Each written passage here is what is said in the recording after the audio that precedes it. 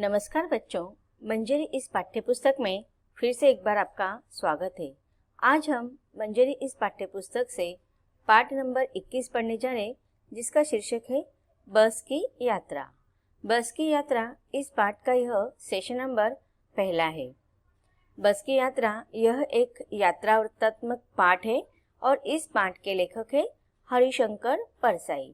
पाठ को शुरुआत करने से पहले हम लेखक हरिशंकर परसाई इनके बारे में संक्षिप्त जानकारी हासिल कर लेंगे। हरिशंकर परसाई इनका जन्म सन 1924 को मध्य प्रदेश के होशंगाबाद जिले में जमानी नामक ग्राम में हुआ था। ये हिंदी के प्रसिद्ध व्यंग्यकार हैं।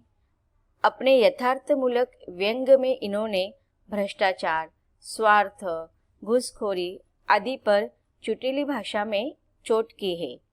पगडंडियों का जमाना जैसे उनके दिन फिरे, सदाचार का ताबीज, निठल्ले की डायरी, तट की खोज आदि इनके द्वारा लिखी गई पुस्तकें हैं। इन्हें साहित्य अकादमी पुरस्कार से सम्मानित किया गया है। लेखक हरिशंकर परसाई इनका देहावसान 10 अगस्त सन 1995 को जबलपुर में हुआ था। तो बच्चों, यह है लेखक हरिशंकर परसाई इनका संक्षिप्त जीवन परिचय, जो आपके पाठ्य पुस्तक में ही दिया गया है। अब हम पाठ को पढ़ते हैं और समझते हैं। पाठ नंबर 21, बस की यात्रा। बस की यात्रा यह प्रस्तुत व्यंग्य में लेखक हरिशंकर परसाई इन्होंने पुरानी बस के सजीव रूप में देखते हुए बस यात्रा को रोचक ढंग से प्रस्तुत किया है। इस यात्रा वर्णन पाठ में लेखक ने बताया है कि किस प्रकार वाहनों के धनी मालिक धन के लालच में पुराने घिसे हुए जर्जर अवस्था में वाहन को चलवाते हैं और उसका क्या परिणाम होता है, इसका वर्णन यहाँ पर लेखक कर रहे हैं। हम पाठ को शुरुआत करते हैं। हम 5 मित्रों ने तय किया कि शाम 4 बजे की बस से चले। पन्ना से इसी कंपनी की बस सतना के लिए घंटे भर बाद मिलती है, जो जबलपुर की ट्रेन मिला देती है। अब देखिए, लेखक और उनके 4 मित्र, ऐसे लेखक को पकड़कर 4 मित्र आए हुए थे सतना, और अब सतना से उन्हें पन्ना के लिए जाना था और वहाँ से उन्हें जबलपुर की ट्रेन पकड़नी थी।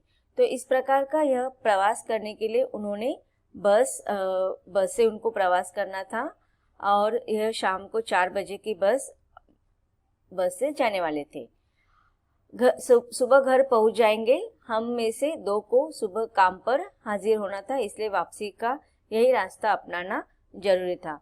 अब लेखक और उनके दोस्त जल्दी से क्यों उसी बस से जाना चाहते थे, क्योंकि दूसरे दिन उनमें से 2 दोस्तों को काम पर जाना था और किसी भी प्रकार से उन्हें काम पर छुट्टी नहीं करवानी थी, इसीलिए वह इसी बस से जाना चाहते थे। अगर वो शाम का प्रवास करेंगे तो रात उनकी प्रवास में ही, यात्रा में ही निकल जाएगी, तो इससे उनका दिन भी खराब नहीं होगा। रात में यात्रा करेंगे तो सुबह वो घर पर चले जाएंगे और इससे क्या हो जाएगा, उनका दिन व्यर्थ नहीं जाएगा। वैसे भी रात में हम लोग सोते हैं, तो कभी कभी बहुत सारे लोग ऐसा विचार करते हैं कि उन्हें जो यात्रा करनी होती है वो रात की ही अधिकतर करते हैं, जिससे कि उनका आराम भी हो जाता है और उनका यात्रा भी हो जाती है और दिन का समय भी उनको काम के लिए उपयोगी हो जाता है। तो यहाँ पर लेखक के दोस्तों को सुबह जल्दी पर काम पर जाना था, इसीलिए वो लोग शाम के 4 बजे की बस जो पन्ना जाने के लिए उनको पहुंचाने वाली थी, उसी बस से वो यात्रा करते हैं। इसीलिए वापसी का यही रास्ता अपनाना जरूरी था। लोगों ने सलाह दी कि समझदार आदमी इस शाम वाली बस से सफर नहीं करते। क्या रास्ते में डाकू मिलते हैं? नहीं, बस डाकिन है। अब देखिए, यहाँ पर लेखक जो है एक व्यंग्यकार है। उच्च कोटि के व्यंग्यकार माने जाते हैं लेखक हरिशंकर परसाई, और इनका यह जो पाठ है ये व्यंग्यात्मक ही रचना होने के कारण यहाँ पर बहुत परिच्छेदों में ऐसे व्यंग्यात्मक शब्दों का लेखक ने प्रयोग किया है जिससे थोड़ा हमें हंसी भी आती है और टीका टिप्पणी का स्वर भी हमें दिखाई देता है। अब देखिए, रास्ते में रात का ट्रैवलिंग करने के लिए या यात्रा करने के लिए, सफ़र करने के लिए क्यों नहीं कहा जाता अधिकतर? कभी कभी क्या हो जाता है, यहाँ पर बस डाकिन कही गई है, अर्थात बस की जो दुर्दशा है उसे देखकर, देखो आप यहाँ पर बस आपके पाठ्य पुस्तक में भी यह चित्र दिखाया गया है, थोड़ा अलग चित्र हो सकता है उसमें। तो जो बस की जो अवस्था थी उस अवस्था को देखकर यहाँ पर बस को डाकिन कहा गया है। तो इस बस की यह दुर्दशा देखकर बस रास्ते में भी खराब हो सकती है या किसी भी प्रकार की दुर्घटना हो सकती थी। इसी प्रकार की आशंका होने के कारण समझदार आदमी शाम वाली इस बस से सफ़र करना नहीं चाहेंगे। ऐसा लेखक ने इस परिच्छेद में लिखा है। अब आगे लेखक कहते हैं कि बस को देखा तो श्रद्धा उमड़ आई, खूब वयोवृद्ध थी। अब देखिए, यहाँ पर लेखक ने ऐसा क्यों कहा है कि बस को देखा तो श्रद्धा उमड़ आई है। अब लेखक का ये जो कथन है वह व्यंग्य स्वरूप में उन्होंने लिखा हुआ है। हमारी भारतीय संस्कृति होती है या हमारे भारतीयों का यह संस्कार होता है कि हम बूढ़े बुजुर्ग पुरुष महिलाओं के साथ सम्मान के साथ श्रद्धा भाव दृष्टि से हम उनके साथ व्यवहार करते हैं, आचरण करते हैं। बस जो थी वह भी अत्यंत पुरानी हो गई थी, अत्यंत जर्जर अवस्था में थी। इसीलिए लेखक ने मानवीकरण करते हुए बस के लिए इन शब्दों का प्रयोग किया है कि वह वयोवृद्ध थी और वयोवृद्ध होने के कारण बस को देखकर लेखक के मन में श्रद्धा की भावना उमड़ आई। सदियों के अनुभव के निशान लिए हुए थी। लोग इसलिए इससे सफर नहीं करना चाहते थे कि वृद्ध अवस्था में इसे कष्ट होगा। यह बस पूजा के योग्य थी, उस पर सवार कैसे हुआ जा सकता है।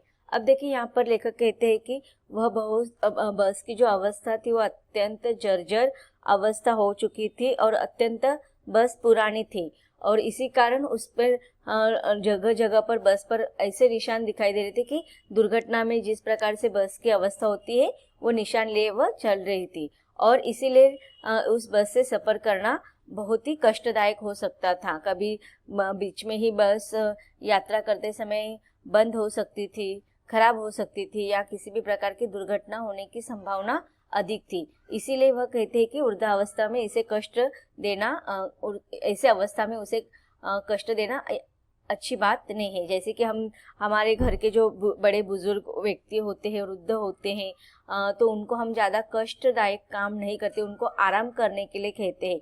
तो लेखक का यहाँ पर व्यंग करने का जो आशय है वह ये है कि ऐसे बहुत ही पुरानी और जर्जर अवस्था में जो बस थी उसे अब उसे यात्रा करने के लिए नहीं लेना चाहिए था, उसे अब आराम करने के लिए रख देना चाहिए थी। यह बस पूजा के योग्य थी। अब यहाँ पर भी देखो, लेखक ने एक व्यंग्य किया है कि यह बस जो थी पूजा करने के योग्य थी। अब यहाँ पर पूजा करने के योग्य से क्या अर्थ है या क्या तात्पर्य हो सकता है? तो लेखक को यहाँ पर कहना है कि अब यह बस जो है यात्रा के लिए किसी भी प्रकार से योग्य नहीं थी और इसी कारण बस जिस कंपनी की थी उस कंपनी वालों को सोचना चाहिए था कि ऐसे दुर्दम या पुरानी जर्जर अवस्था वाली बस को उनको यात्रा के लिए नहीं निकालनी चाहिए थी। उसको एक अलग से जहाँ पर जो बस यूज़ नहीं करते हैं, उपयोग में नहीं लाते हैं, ऐसे स्थान पर रख देना चाहिए थी। तो उसकी केवल उसका यात्रा के लिए नहीं बल्कि पूजा के लिए योग्य हो गई थी। उस पर सवार कैसे हुआ जा सकता है, ऐसे लेखक के मन में प्रश्न भी आया। आगे लेखक कहते कि बस कंपनी के एक हिस्सेदार भी उसी बस से जा रहे थे। हमने उनसे पूछा, यह बस चलती भी है? वह बोले, चलती क्यों नहीं है जी, अभी चलेगी। हमने कहा, वही तो हम देखना चाहते हैं, आप अपने आप चलती है यह? हाँ जी, और कैसे चलेगी? अब देखिए, बस कंपनी, जिस कंपनी की यह बस थी, इस कंपनी के जो हिस्सेदार थे अर्थात जो पार्टनर थे वह भी इस बस से ट्रैवल कर रहे थे और उस बस की ऐसी पुरानी और जर्जर अवस्था देखकर लेखक के मन में प्रश्न आया। तो उन्होंने पूछ लिया उस हिस्सेदार को कंपनी बस के हिस्सेदार को, क्या यह बस चलती है? तो उन्होंने कहा हाँ हाँ बिल्कुल चलती है। तो वो लेखक और व्यंग्यात्मक टिप्पणी युक्त बात करते हैं कि ये कैसे चलेगी, अपने आप चलेगी? तो बोलते हैं हाँ अपने आप ही चलेगी। गजब हो गया, ऐसी बस अपने आप चलती है? लेखक के मन में प्रश्न आ गया। हम आगा पीछा करने लगे। अब यहाँ पर लेखक आगा पीछा करने अर्थात सोच विचार करना कि अब लेखक को बस की वह दुरावस्था देखकर लेखक सोच में पड़ गए। सच में इस बस से यात्रा करना योग्य होगा या अयोग्य होगा? तो अब लेखक और उनके मित्र भी थोड़ा सोच विचार करने लगे कि वो भी आगा पीछे करने लगे। फिर उनमें से जो उनका एक डॉक्टर मित्र था, उन्होंने कहा, डॉक्टर मित्र ने कहा, डरो मत, चलो, बस अनुभवी है, नई नवेली बसों से ज्यादा विश्वसनीय है, हमें बेटों की तरह प्यार से गोद में लेकर चलेगी। अब देखिए लेखक पकड़कर 4 मित्र थे, उनमें से डॉक्टर मित्र ने कहा कि कुछ डरने की बात नहीं, हम इस बस से चले जाएंगे क्योंकि ये बहुत ही अनुभवी बस है। नई नवेली दुल्हन, अब देखिए नई नवेली दुल्हन कैसे होती है, वो शर्माती है, कुछ काम कर रहा है, उससे कुछ काम करवाया नहीं जा सकता है। लेकिन जो अनुभवी लोग होते हैं, उन वयोवृद्ध लोग होते हैं, उनके पास बहुत सारा अनुभव होता है, उनको तो उसी का यहाँ पर उपमा दिया है लेखक के मित्र ने कि यह अनुभवी बस है, उसने बहुत सारे यात्रा अब तक किए हैं, इसलिए उसे सारे रास्ते पता है। और नई नवेली दुल्हन के जैसे नए लोगों पर हम विश्वास नहीं डाल सकते, लेकिन पुराने लोगों पर हम विश्वास डालते हैं, तो ऐसे ही इस बस पर विश्वास रखकर हम जाएंगे। यह हमारे बच्चों की तरह हमारा ख्याल रखेगी। हम बैठ गए। जो छोड़ने आए थे वे इस तरह देख रहे थे कि जैसे अंतिम विदा दे रहे हैं। उनके आंखें कह रही थी, आना जाना तो लगा ही रहता है, आया है सो जाएगा। राजा रंग फकीर, आदमी को कुछ करने के लिए एक निमित्त चाहिए। अब देखिए लेखक और उनके दोस्त जिस अन्य लोगों से मिलने के लिए आए थे, वह बस स्टॉप पर लेखक और उनके दोस्त को छोड़ने के लिए आए थे। और बस की यह अवस्था देखकर उन्हें लग रहा था कि पता नहीं लेखक और उनके दोस्तों का इस बस में प्रवास करने के बाद, यात्रा करने के बाद पता नहीं क्या हर्ष होने वाला है, क्या इनके साथ होने वाला है, पता नहीं। इसलिए जैसे कि अंतिम अब उनकी जो यह भेंट थी, उनकी जो यह मुलाकात थी, यह शायद अंतिम मुलाकात हो सकती है। ऐसे जब लेखक को छोड़ने के लिए जो लोग आए थे उनके मन में आ गई, और इसीलिए उन्होंने उनको समझाते हुए कहा कि चलो, आना जाना तो लगा ही रहता है, इस संसार में जितने लोग आए हैं उनको एक बार कभी ना कभी जाना ही है, अर्थात उनकी मृत्यु होने वाली है। चाहे राजा हो, अमीर हो, गरीब हो, सारे लोगों को कभी ना कभी जीवन से अलविदा करना ही है। तो इस प्रकार से, और जाने के लिए मृत्यु के समय कोई भी निमित्त हो सकता है, दुर्घटना का भी निमित्त होकर मृत्यु हो सकती है। तो इस प्रकार से अंतिम जब लेखक कहते हैं कि अंतिम विदा दे रहे, ऐसे उनको अनुभव वहाँ पर हो रहा था। इंजन सचमुच स्टार्ट हो गया, ऐसा जैसे सारी बस ही इंजन है और हम इंजन के भीतर बैठे हैं। कांच बहुत कम थे। अब देखिए यहाँ पर लेखक आगे के परिच्छेद में बता रहे हैं कि किस प्रकार से उस बस की पुरानी और जर्जर बस की अवस्था कैसे सच में बहुत ही दयनीय थी। कि एक तो वो पहले से स्टार्ट नहीं हो रही थी, लेकिन अचानक से इंजन स्टार्ट हो गया, जैसे कैसे तो यह बस स्टार्ट हो गई। लेकिन लेखक कहते हैं कि सारी बस ही हमें इंजन लग रहे थे। कभी हम ऐसा महसूस हो रहे थे, पता नहीं चल रहा था कि बस इंजन में है या इंजन के भीतर हम लोग बैठे हैं। और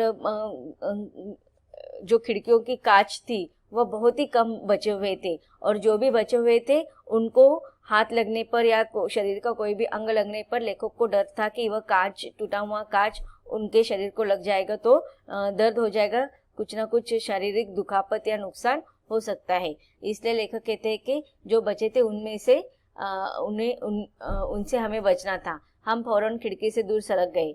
इंजन चल रहा था, हमें लग रहा था कि हमारी सीट के नीचे ही इंजन बिठाया हुआ है।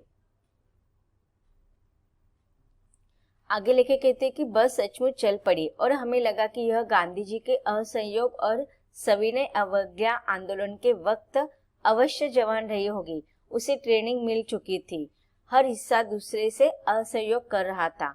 पूरी बस सविनय अवज्ञा आंदोलन के दौर से गुजर रही थी।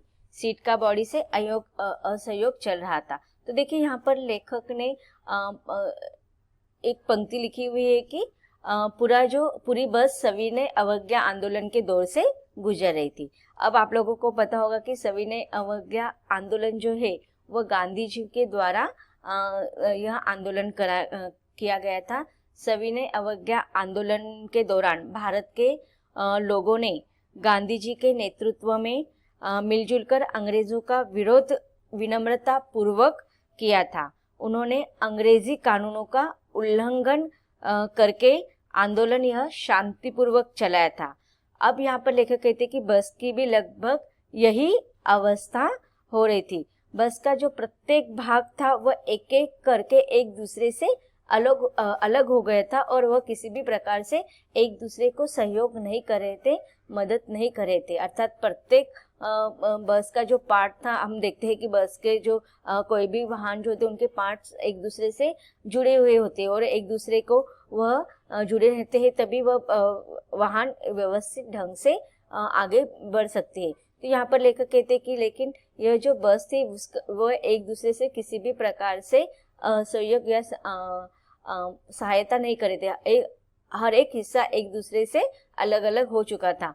सीट का बॉडी से असहयोग चल रहा था। अर्थात आपने देखा होगा कि मतलब बस का जो सीट होता है उसके एक ढांचा होता है, उस ढांचे से वह सीट अच्छे से मजबूत बिठाया जाता है। लेकिन यहाँ पर बताया गया है कि उसका जो ढांचा था सीट का और वो ढांचे में से पूरी बाहर निकल चुकी थी। तो इस प्रकार से सीट का बॉडी से असहयोग चल रहा था। कभी लगता सीट बॉडी को छोड़कर आगे निकल गई है, कभी लगता कि सीट को छोड़कर बॉडी आगे भागी जा रही।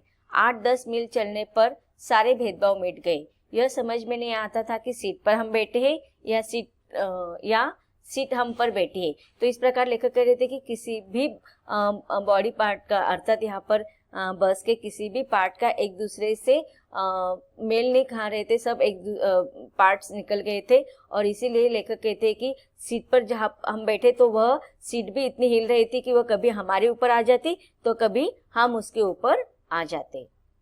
तो बच्चों, अब तक हमने इस सेशन में व्यंग्यात्मक लेखक के द्वारा एक पुरानी बस की यात्रा का सजीव रूप में वर्णन देख रहे हैं और प्रत्येक यात्रा का यह जो वर्णन है अत्यंत रोचक ढंग से लेखक ने किया है।